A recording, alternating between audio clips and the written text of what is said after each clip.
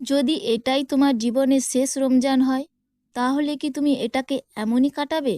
রমজান শুধু একটা মাস নয়, এটা এমন এক সময় যখন জমিনেও পরিবর্তন আসে, আসমানেও সিদ্ধান্ত হয়, আর আখিরাতের জন্য নতুন প্রস্তুতি লেখা হয়।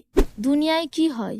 রমজান এলে আল্লাহ আমাদের শুধু ক্ষুধার্ত ও তৃষ্ণার্ত থাকার জন্য ডাকেন না, বরং নিজের কাছে টেনে নেওয়ার জন্য ডাকেন।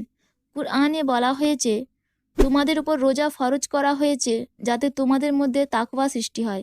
অর্থাৎ রমজান আমাদের বদলাতে আসে, চোখকে গুনাহ থেকে রক্ষা করতে, জিহ্বাকে মিথ্যা থেকে থামাতে, হৃদয়কে হিংসা বিদ্বেষ থেকে পরিষ্কার করতে। এই মাসে কোরআন নাজিল হয়েছে, তাই রমজানে প্রতিটি ঘরে কোরআনের ধ্বনি বেড়ে যায়। মসজিদগুলোতে কিয়াম হয়, রাতগুলো দীর্ঘ হয়, আর সিজদাগুলো হয় আরও গভীর।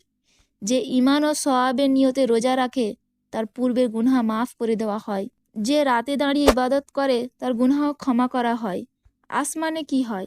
রমজানের প্রথম রাত থেকে বড় ঘোষণা হয়, জান্নাতের দরজাগুলো খুলে দেওয়া হয়, জাহান্নামের দরজাগুলো বন্ধ করে দেওয়া হয়, শয়তানদের শৃঙ্খলিত করা হয়।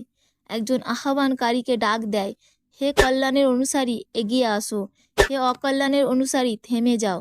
প্রতিটি রাতে মানুষকে জাহান্নাম থেকে মুক্তি দেওয়া হয়, অর্থাৎ প্রতি রাতে ভাগ্য বদলাচ্ছে, নাম লেখা হচ্ছে, সিদ্ধান্ত নেওয়া হচ্ছে, আর আমরা বুঝতেও পারছি না।